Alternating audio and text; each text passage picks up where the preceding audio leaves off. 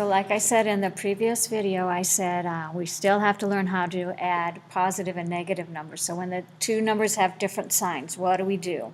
Well, the first thing we do is we get the absolute value of each number. And if you remember, absolute value is the distance a number is from zero, and it is always positive. So basically all we're doing is taking the negative sign away from the negative number. We're going to subtract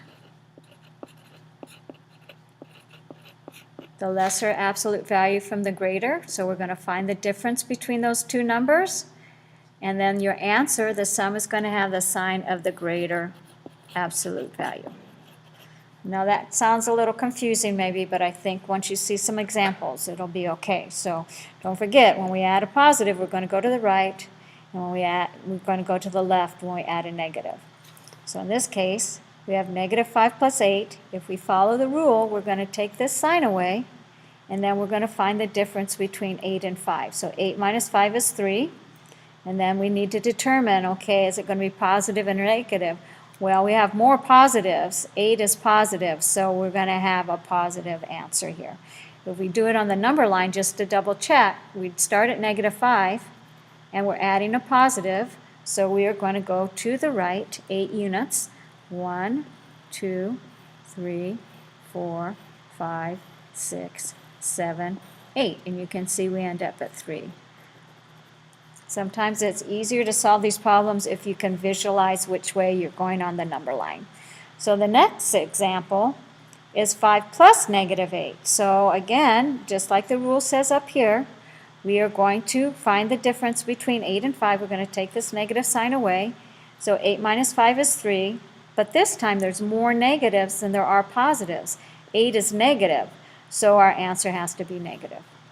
If we do it on a number line, this time we're going to start at 5, but we're adding a negative, so we're going to go to the left 8 units. So 1, 2, 3, 4, 5, 6, 7, 8. And you can see this time we end up with negative 3. We do this with decimals and fractions. It's always the same rule. We're just doing the rules for rational numbers. So if we're doing a negative, this looks a little cool. Negative, we're going to still take the sign away. 1.5, the difference between 1.5 and 1 is 0.5, but you can see negative 1.5 is negative, and it's 1.5 is greater than 1, so our answer is going to be negative.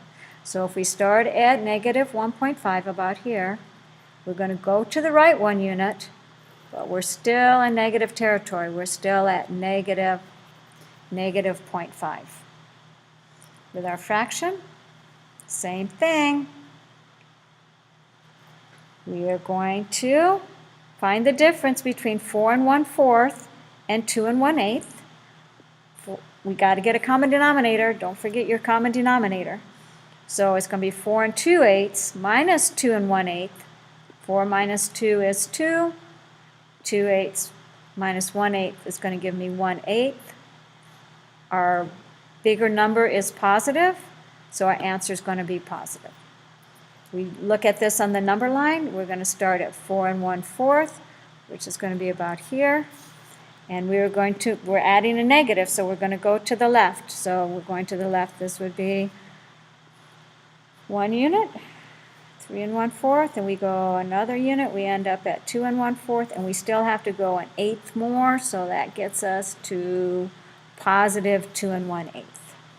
I hope that's enough examples. Remember, if you have questions, write them in your booklet, and we'll make sure to go over it in class next time I see you.